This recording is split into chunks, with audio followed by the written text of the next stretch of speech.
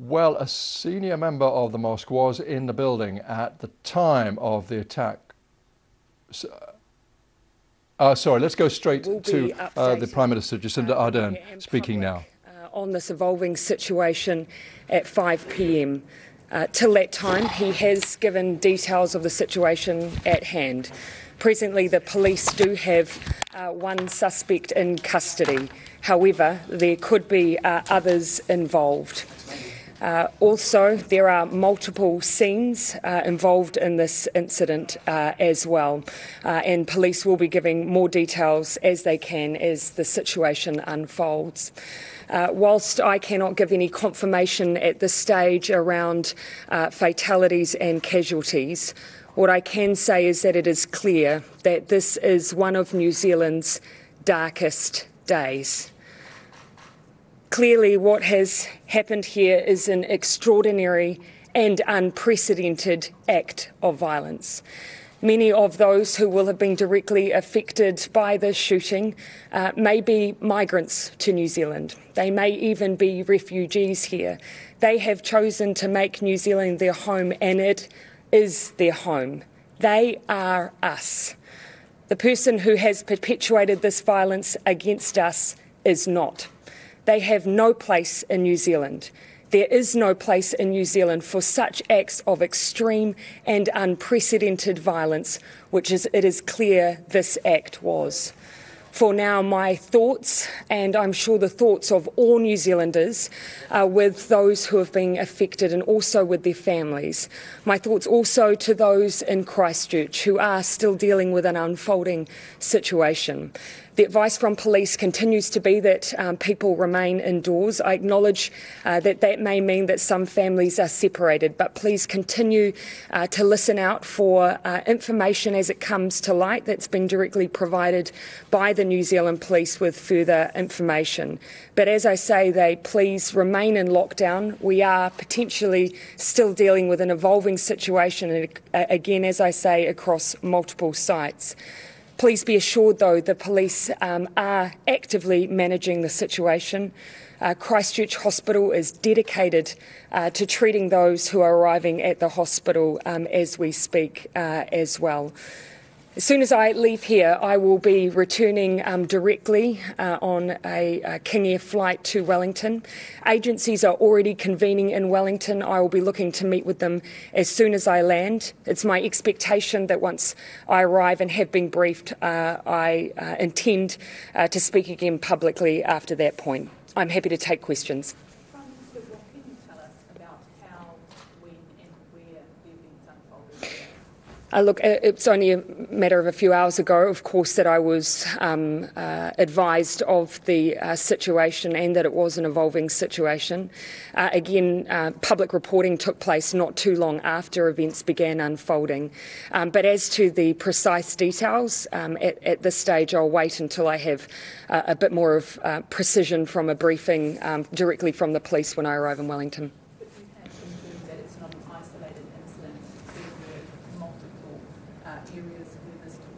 At the moment, the police, although they have stated that they have one offender in custody, they have advised that there may be other offenders. They are dealing with multiple scenes as well, so I can confirm that. Acknowledge that you aren't in a position to confirm deaths or injuries. What can you tell us? No, I'm not currently in a position to confirm the number of deaths or injuries, but I have to acknowledge people can see images live from Christchurch. It will be obvious to them that this is a significant event, and I can tell you now this is and will be one of New Zealand's darkest days. What do we know about the offender, if anything? Is there any confirmation around age, ethnicity, or even nationality? I'm not in a position to give those details at this stage. Police, as I say, have apprehended someone. They are in custody as we speak, but I'm simply not in a position to give details around that individual, that suspect at hand. Again, I'm not in a position to give any further detail about the individual that's currently in police custody. There is a potential for other suspects still out there? At this stage, the police are continuing to advise those who are in the area to remain indoors. They have said that they could be dealing with other offenders. That's why they, of course, are taking the approach of ensuring people's safety. And so until people hear otherwise, I ask that they listen to the advice they're being given directly by the New Zealand Police. The nature of the crime, would you describe it as a hate crime? I would describe it as an unprecedented act of violence, an act that has absolutely no place in New Zealand. This is not who we are. Are you able to expand on why, any reason as to why it may have occurred? Is there any indication around that? Well, certainly it has occurred in a place where people should have been expressing their religious freedom, where they should have been in a safe environment, and they have not been today. There is no place in New Zealand for such extreme acts of unprecedented violence. The people who were the subject of this attack today, New Zealand is their home. They should be safe here. The person who has perpetuated this violent act against them, they have no place in New Zealand society. Any other questions? I'm quite keen to get to Wellington now, so if you'll excuse me, I'm very happy to update you again once I've met with agencies upon my landing. Thank you. The New Zealand Prime Minister there, Jacinda Ardern, as you probably gathered. In case you've just joined us, let's update you on what she's been saying. She's talking there of one suspect in custody. She says there could be others involved. She is talking of multiple scenes. Police have confirmed a number of scenes and a number of fatalities. They've not gone into more detail than that at the moment. Jacinda Ardern said it's clear it's one of New Zealand's darkest days. She talked of an extraordinary act of violence. She said many of those affected may be migrants, even refugees. They have chosen to make their home here. They are us. The people who've carried out this attack, she said, are not us. They have no place in New Zealand society. She reiterated the advice from police that people should remain indoors, even if that means at the moment that families are temporarily separated. She said people should remain in mosques if that's where they are. They should. Schools are in lockdown, so obviously if people are in schools, they should stay there, even at the moment, if that means that people are separated from their friends and loved ones. The Prime Minister talked about an evolving situation across multiple sites. Just to bring you up to date on what we have that seems to be confirmed at the moment. The New Zealand city of Christchurch in lockdown as police search possibly for more armed gunmen. One, we know, opened fire in a mosque. Eyewitnesses say dozens of people were injured. Police will only confirm a number of fatalities. There are also these unconfirmed reports, we can't confirm them either, of a second shooting in the city. We know that police went to another mosque and shut it down. First reports of gunfire came in this afternoon, local time, from the Masjid Al-Nur Mosque. About 300 people gathered there for Friday prayers. Eyewitnesses described seeing a man in a military-style jacket, a bulletproof vest and helmet walk in and open fire with an automatic weapon, moving from room to room for more than 10 minutes. It is feared dozens of people have been seriously injured. As I say, a second mosque in the city has been evacuated. One suspect, we understand, is confirmed in custody, but police are concerned another shooter may be active. I think we can go now to Auckland and to Anna Burns-Francis. Anna, thanks very much for talking to us. Very busy time. What can you tell us? Well, Mike, absolutely a very busy time. The situation is still unfolding and more details seem to be coming in by the minute. As you said, we have reports now that believed to be one of the gunmen in custody. We have a witness who told One News that he was seen being arrested and handcuffs lying on the ground and that he was seen with a gun beside him at the time of that arrest. However, police have said that there is still believed to be a number of other offenders that they are looking for in this attack, and that could mean at least one other gunman that they're looking for. Do you have any updated figures, Anna, on casualties? Well, first reports that we have had for most of the afternoon from the Al-Nur Mosque, which was the first mosque to be attacked, was that there were reports of between 5 and 6 people who had been killed in that attack, dozens and dozens more injured. And then, of course, there was another attack at the Linwood Mosque, and we have witness reports that people saw one gunman going into that mosque. He ran past with a gun, actively shooting at that point, and some of our witnesses have told One News from the Linwood Mosque that they believe they saw another another 5 or 6 bodies lying in the mosque after that attack as well. Christchurch Hospital has also seen dozens of people still arriving by ambulance this afternoon with injuries from those attacks. So, Anna, absolutely no question, there were at least 2 attacks. Absolutely, yes. There were 2 attacks, and then our witnesses told One News that after that second attack at Linwood Avenue with the mosque there, that he saw the gunman get into a beige Subaru Legacy, and that from there we have had reports from police that they have found the same coloured Subaru Legacy, so believed to be the same vehicle, with a bomb inside. So that would indicate a third scene that is now under investigation. And we had unconfirmed reports of another incident at Christchurch Hospital, which has seen that area put into lockdown by police. When you say another incident at Christchurch Hospital, that's clearly where most of the casualties are going because it's very close. But do you mean another shooting incident? Well, the incident at the Al Noor Mosque is only 4 or so minutes away from Christchurch Hospital. They're on opposing sides of the park, so they're a very close distance away from each other.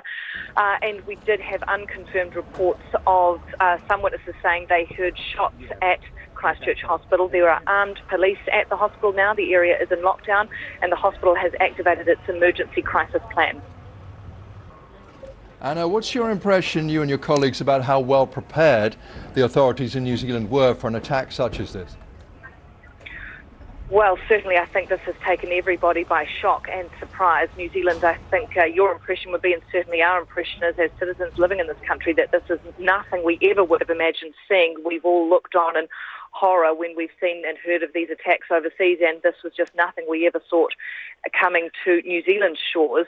The Prime Minister's just spoken this afternoon saying that this is an unprecedented case of extreme violence, that people who come to New Zealand and who pray in these mosques are often refugees. They're, new New Zealanders, and they come here looking for a life of peace and tranquility, and to be under attack on such a beautiful sunshine, clear afternoon in Christchurch, lovely day to day, a pleasant, warm, lovely city to get around, and to be under attack like this and for such a developing situation, so much uncertainty, so much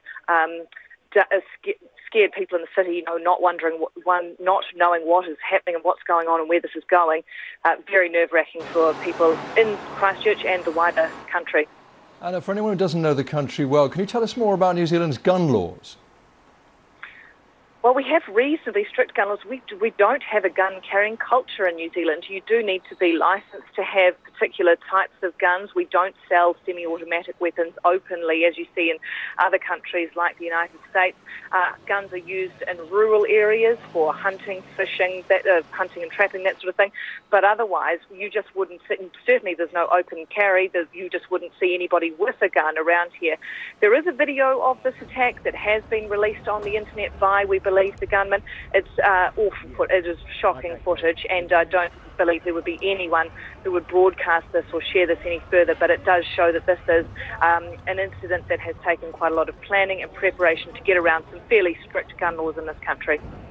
Anna, we've just been speaking to somebody in Christchurch locked in their office. There, of course, with the schools in lockdown, with lots of areas in lockdown, there will be people who can't get to their loved ones, get to their families. There must be parents desperate to pick up their kids.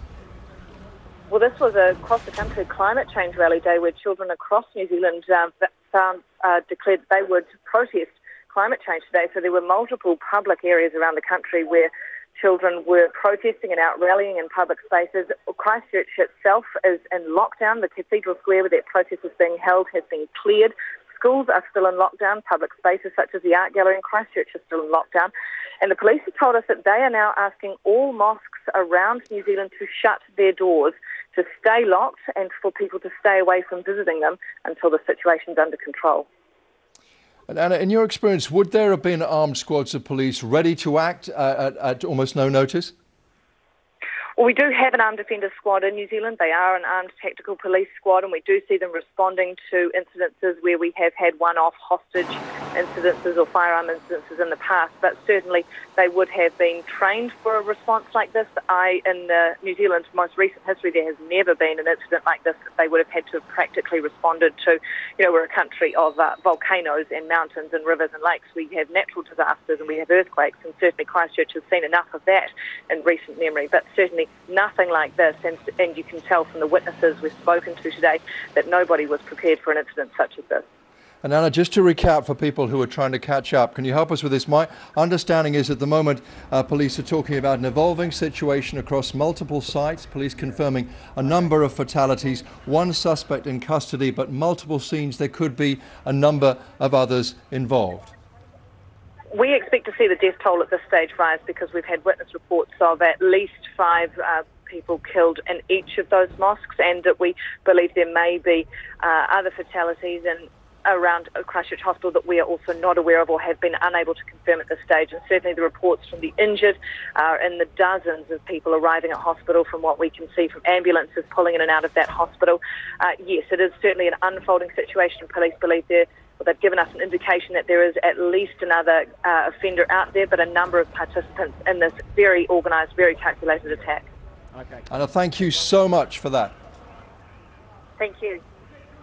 Let's speak now to the BBC's Howell Griffith. Howell, I know you've been trying to chase more information. What have you got that you can confirm or that you're pretty sure of? Yeah, well, as we've just been hearing, New Zealand Police in the last 10 minutes or so issuing statements saying that they can confirm multiple fatalities at 2 sites, the 2 mosques in central Christchurch, and also that they have apprehended 1 person, that they believe that there may be another offender. And so, as a precaution, that lockdown remains in place. And also, again, as we've just been hearing, they have now issued a warning nationwide across New Zealand for all mosques to close their doors until further notice and for people to refrain from visiting. So, I mean, in the words of Jacinda Ardern, the Prime Minister, this is an unprecedented, exceptional event in New Zealand, tragic beyond words. I think Jacinda Ardern showing how she herself was visibly upset by this and the message it sends out. So she wanted to make very clear that the Muslim population in New Zealand is part of the nation, is welcome, and that anyone who would inflict a hate crime upon them like this is not welcome in New Zealand. And how we were just hearing there from the correspondent TVNZ talk of perhaps entirely unconfirmed 5 to 6 people killed at the Al Noor Mosque, a second incident at the Linwood Mosque, more bodies there. She was talking, she stressed she couldn't confirm, of a possible incident at the Christchurch Hospital, which we've been seeing many pictures, of course, of, because casualties have been brought there. Is there a suggestion that there was at some point an attack on the hospital? So nothing yet from the police there. We know only that that is the centre of the emergency response and people being brought in with gunshot wounds. All other hospital services being shut down in order to cope with the influx of the injured. That there were unconfirmed reports, as you say, of there being an incident there as well, but nothing from the police yet on that. But certainly police talking about a number of fatalities and a number of scenes, possibly still a gunman or possibly more than one on the loose. Yeah, in their words, multiple fatalities at 2 sites. So at the moment, they're only talking about shootings at the 2 mosques. But if there is another shooter on the loose, their concern would be clearly that this person could be armed and dangerous and would be prepared to shoot again. So we do not know at the moment if there is a second person. The police themselves say they do not know if there is a second offender. They believe there may be, and that's why the city has to be in lockdown.